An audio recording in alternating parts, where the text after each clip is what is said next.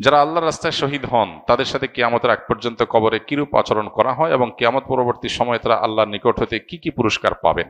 শাহাদাতের তামান্না লালন করা এটা ইমানদারের জন্য অত্যন্ত ফজিলতপূর্ণ একটি আকাঙ্ক্ষা, একটি আমল। যদি কোনো মানুষের শাহাদাতের কোনো স্বপ্ন না থাকে তাহলে তার মৃত্যুটা অনেকটা মুনাফিকের মৃত্যুর মতো। কারণ একজন মানুষ মুখে বলবেন আমি জান্নাত বিশ্বাস করি, আখিরাত বিশ্বাস করি, আল্লাহর সামনে দাঁড়ানো বিশ্বাস করি, তাহলে সে জান্নাতে যাওয়ার জন্য মরিয়া থাকবে না, এটা তো হতে পারে না।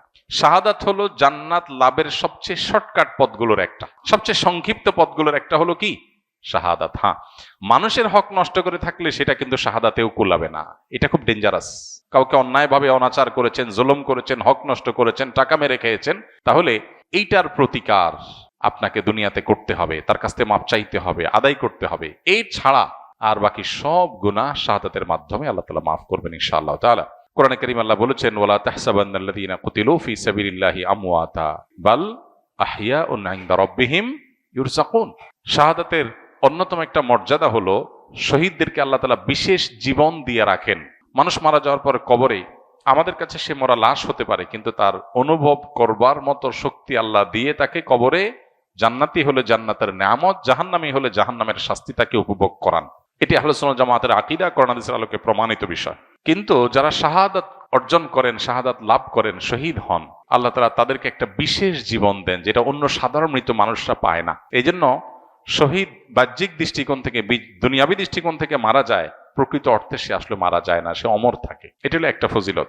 আর তারা আল্লাহর কাছ থেকে রিজিক প্রাপ্ত হয়, স্পেশাল রিজিক, যেটা অন্যরা পায় না। শহীদদের আরেকটা মর্যাদার বিষয় হলো কিয়ামতের ময়দানে শহীদরা যারা যে অবস্থা শহীদ হয়েছেন ওই অবস্থা তার শরীরে সে রক্ত নিয়ে, সে শাহাদাতের লেবাস নিয়ে সে অবস্থা সে উঠবে, সবাই দেখলে বুঝবে এই লোক মহান শহীদ, মর্যাদাবান আল্লাহর কাছে এবং অন্যদের কাছে তার মর্যাদা ফুটে উঠবে, প্রমাণিত হবে। আল্লাহ কোরআনে কারীমে বলেছেন ইন্নাল্লাহা আশতারা মিনাল মুমিনিনা আনফুসাহুম ওয়া আমওয়ালাহুম বিআন্না লাহুমুল জান্নাহ। কেউ যদি তার জীবন সম্পদ সব আল্লাহর রাহে কোরবান করে দেয় তাহলে তার বিনিময় হলো শুধু জান্নাত, তার বিনিময় শুধু কি জান্নাত। শহীদের আরেকটা বড় মর্যাদার বিষয় হলো আল্লাহ তাআলা কোরআনে কারীমে আল্লাহর নেয়ামত প্রাপ্ত মানুষের যে তালিকা উল্লেখ করেছেন সেই তালিকার সবচেয়ে শীর্ষে হলেন নবী রাসূলগণ, আল্লাহর নবীগণ, রাসূলগণ। এরপরে আল্লাহ উল্লেখ করেছেন সিদ্দিকগণ, যারা নবী রাসূলদের সহযোগী সহচরের ভূমিকা অবতীর্ণ হয়েছেন, যারা পরম সত্যবাদিতার পরিচয় দিয়েছেন, ভেতর বাহির এক, পিওর মুসলমান। সিদ্দিক ইমানদারদের সর্বোচ্চ স্তর, নবী রাসূলদের পরে তাদের কথা উল্লেখ করেছেন। এরপরে আল্লাহ তাআলা শহীদদের কথা উল্লেখ করেছেন, রোজাদার, নামাজি, অন্যান্য রোজা সিয়াম পালনকারী, দান সাদকা আদায়কারী, এদের সবার মর্যাদা আছে, শহীদদের চেয়ে বেশি না। এজন্য আল্লাহ তাআলা বলেছেন উলাইকাল্লাযীনা আনআমাল্লাহু আলাইহিম মিনান নাবিয়্যিন ওয়াস সিদ্দিকিন ওয়াশ শুহাদা। এরপরে বলেছেন ওয়াস সালিহিন। আল্লাহ এখানে কয়েকটা ক্যাটাগরির কথা উল্লেখ করেছেন, চারটা ক্যাটাগরি। এক, নবী রাসূলগণ যাদেরকে আল্লাহ নেয়ামত দিয়েছেন, আল্লাহ নেয়ামত পেয়ে গেছে এবং পাবে নিশ্চিত, এক হলো নবী রাসূলগণ। দুই হলো সিদ্দিকগণ, আপার ক্লাসের ইমানদারগণ। তিন নম্বর হলো শহীদগণ। আর চার নম্বর হলো সাধারণ নেককাররা, নামাজি, রোজাদার, ভালো মানুষ, নেককার মানুষ। এরা পরে, তাদের আগে হলো শহীদদের মর্যাদা। এটা হলো শাহাদাতের আরেকটা ফজিলত এবং শহীদদের আরেকটা মর্যাদা।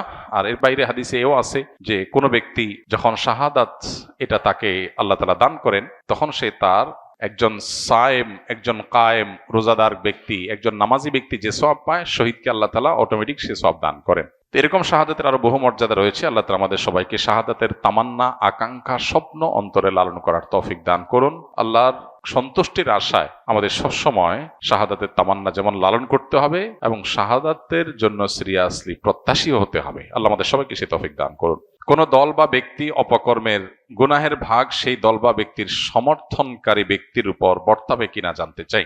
কোনো ব্যক্তি যদি কোনো দলের অন্ধ অনুকরণ করে, এমনকি দল যদি অন্যায় অনাচার করলেও সে সেটা সমর্থন দেয়, অথবা সে জানে কাউকে সমর্থন করলে সে দিন শেষে তার নিজের টিকে থাকার প্রয়োজনে, তার ক্ষমতা রক্ষার প্রয়োজনে সে হয়তো খুন করবে, হয়তো অন্যায় করবে, হয়তো অনাচার করবে, এগুলো জেনে শুনেও যদি কে তাকে সমর্থন করে, অবশ্যই তার গুনাহের দায়ভার তাকেও বহন করতে হবে। কারণ নবী করিম সাল্লাল্লাহু আলাইহি সাল্লামের বহু হাদিস রয়েছে বিষয়ে। কোরআনে কারিমে আল্লাহ বলেছেন ওয়া তাআওয়ানু আলাল ইসমি ওয়াল উদওয়ান, পাপ সীমা লঙ্ঘনের কাজে তুমি সাহায্যকারীর ভূমিকায় যেও না, সাহায্যকারী হইও না।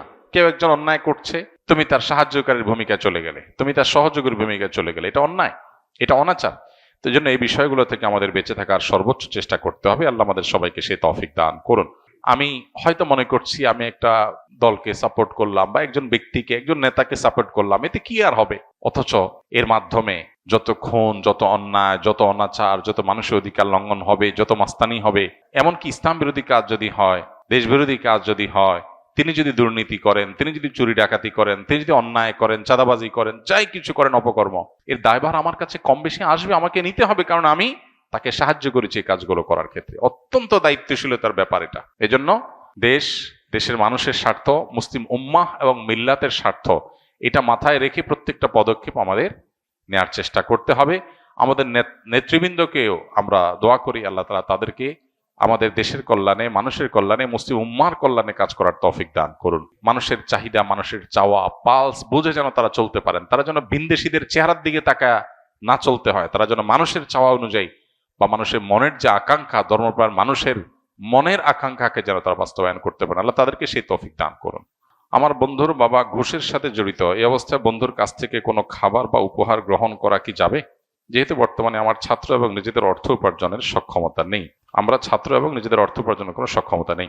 কারোর যদি উপার্জনের মধ্যে হালাল হারাম মিশ্র থাকে, তাহলে সেক্ষেত্রে এইরকম ব্যক্তির উপার্জন থেকে হাদিয়া তোফা দিলে সেটা গ্রহণ করা হারাম হয় না মৌলিকভাবে, কারণ হালালও আছে, হারামও আছে। আপনি যদি জানেন যে হারামটা থেকেই শুধু দিয়েছেন, ফিক্সড হারামটাই কামাই করে এনে দিয়েছেন, তাহলে সেটা আপনার জন্য খাওয়া যায় না। কিন্তু যদি সেটা না হয়, তাহলে হালাল হারাম মিশ্র হয়ে গেলে, হালাল যেহেতু আছে অতএব নিশ্চিত হারাম না, এটা আপনি খেলে সেটিকে হারাম বলা যাবে না। তবে ইমানদার সন্দেহ শুবহাতের ঊর্ধ্বে ওঠার চেষ্টা করতে হবে। অতএব ইমানের দাবি হবে এটাকে স্যাক্রিফাইস করা, যে আমি এটা গ্রহণ করলাম না। ছাত্র মানুষ আমরা বেশিরভাগ নিড, যেগুলোকে নিড মনে করি, এগুলো আসলে নিড না। এগুলো চাইলেও আমরা এগুলো ছাড়া চলতে পারি। বেশিরভাগ প্রয়োজন এরকম। সাহাবা ইকরামের জিন্দেগি দেখেন, একটা বা দুইটা খেজুর খেয়েছেন, বাস একবেলা ডিনার বা লাঞ্চ হয়ে গেছে। জীবন কত ইজি ছিল। আমরা জীবনটা কেমন কঠিন বানায় ফেলছি। আজকের পৃথিবী, বস্তুবাদের দুনিয়া এমন ভাবে কঠিন বানিয়ে ফেলেছে, বাঁচতে হলে লাখ লাখ টাকা লাগবে, হাজার হাজার টাকা ছাড়া বাঁচতে পারবো না। এটা মানসিকতার ব্যাপার। আমি যদি চিন্তা করি আমি খুব অল্পতে আমি সুখে থাকবো, আমার জন্য সেটা এনাফ হয়ে যাবে, এই মানসিকতা যদি আমরা লালন করি, তাহলে আমরা কেউ আসলে অভাবী না।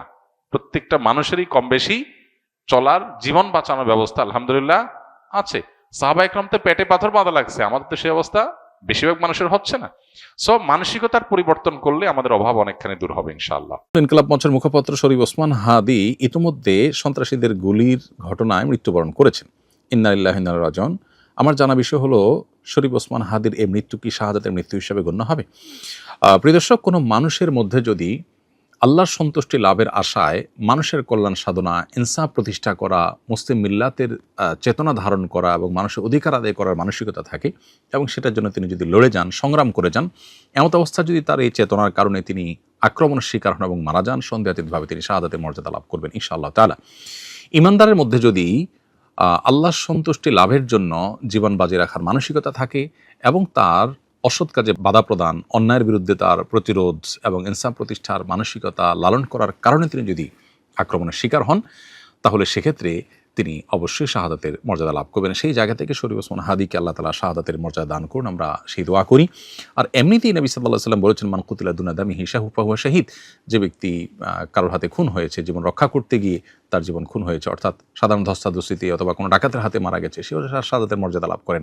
তাহলে সেক্ষেত্রে দ্বীনের কথা বা মুসলিম মিল্লাতের কথা বা মুসলিম চেতনার কথা বা ইনসাফের কথা বা মানুষের অধিকারের কথা যদি কেউ বলতে যান মুসলিম হয়ে এবং আল্লাহর কাছ থেকে যদি বিনিময়ে আশা করেন, তাহলে তিনি অবশ্যই শাহাদাতের মর্যাদা লাভ করবেন। অনেকে আছেন যারা বিপ্লবী মানসিকতা ধারণ করেন, তারা অন্যায়ের বিরুদ্ধে সংগ্রাম করেন, তাদের সে সংগ্রামকে আমরা অবশ্যই শ্রদ্ধা করব। কিন্তু তার মধ্যে যদি আল্লাহর প্রতি বিশ্বাস না থাকে, অথবা তিনি যদি এই সংগ্রামটা করেন তার মানবিক চেতনা থেকে শুধুমাত্র, এর জন্য তিনি আল্লাহর কাছ থেকে কোনো বিনিময় আশা করেন না, আল্লাহর সন্তুষ্টি লাভের আশায় করেন না, কোরআন হাদিসের নির্দেশনার কারণে করেন না, তাহলে সেক্ষেত্রে তার এই আত্মত্যাগটা শাহাদাত হিসাবে বিবেচিত হবে না। শাহাদাত বিষয়টা আসলে নিয়তের সাথে সংশ্লিষ্ট বিষয়। কেউ যদি আল্লাহর সন্তুষ্টির আশায় জীবন বাজি রাখেন, যা করেন তা আল্লাহকে খুশি করার জন্য করেন, তার জীবন মরণ আল্লাহর উদ্দেশ্যে যিনি উৎসর্গ করার জন্য প্রস্তুত থাকেন, তাহলে সেক্ষেত্রে তিনি শাহাদাতের মর্যাদা লাভ করেন। আমরা দোয়া করি শরীফ ওসমান হাদির সমস্ত ভুল ত্রুটি মাফ করে আল্লাহ তাআলা তাকে শাহাদাতের সর্বোচ্চ মাকাম দান করেন এবং তার সুখ সন্তপ্ত পরিবারকে সান্ত্বনা সইবার শক্তি নসিব করেন, এবং সেই সাথে এখান থেকে অনুপ্রাণিত হয়ে আমাদেরকে আল্লাহর সন্তুষ্টির লাভের আশায় জীবন বাজি রাখার মানসিকতা আমাদেরকে ধারণ করার তৌফিক দান করুন। বস্তুবাদের এই পৃথিবীতে আমরা বেশিরভাগ মানুষ দুনিয়ার মোহে এতটা মোহাবিষ্ট হয়ে গেছি যে আমরা প্রত্যেকটা মানুষ শুধু বাঁচার জন্য সংগ্রাম করি, এবং মরতেই যখন হবে তখন আল্লাহর রাহে আমি জীবন বাজি রেখে যেন মরতে পারি, আমি যেন অন্যায়ের বিরুদ্ধে কথা বলতে গিয়ে যেন আমার মৃত্যু হয়, আমার মৃত্যুটা যেন শাহাদাতের মৃত্যু হয়, আল্লাহর সন্তুষ্টি লাভের আশায় যেন আমি জীবন বাজি রাখতে পারি, সেই চিন্তা সেই চেতনা আমাদের প্রত্যেকটা মানুষের মধ্যে থাকা দরকার, এজ এ ইমানদার আমাদের মধ্যে থাকা দরকার। আল্লাহ রাব্বুল আলামিন শরীফ ওসমান হাদির ভালো গুণগুলো দিয়ে আমাদের তরুণ সমাজকে ভরে দিন, এবং সেই তরুণ সমাজকে অন্যায়ের বিরুদ্ধে ইনসাফ প্রতিষ্ঠার জন্য, ন্যায় নিষ্ঠ হওয়ার জন্য, এবং মুসলিম মিল্লাতের কল্যাণ সাধন করবার জন্য, এবং আল্লাহর সন্তুষ্টির উদ্দেশ্যে মানবতার কল্যাণ সাধন করবার জন্য সবাইকে দুনিয়ার লোভ মোহের ঊর্ধ্বে উঠে আল্লাহর উদ্দেশ্যে নিজের জীবনকে উৎসর্গ করার এবং নজরানা পেশ করার তৌফিক আমাদেরকে দান করুন। ইসলামিক লাইফ, জীবন গড়ুন কোরআন সুন্নাহর আলোকে।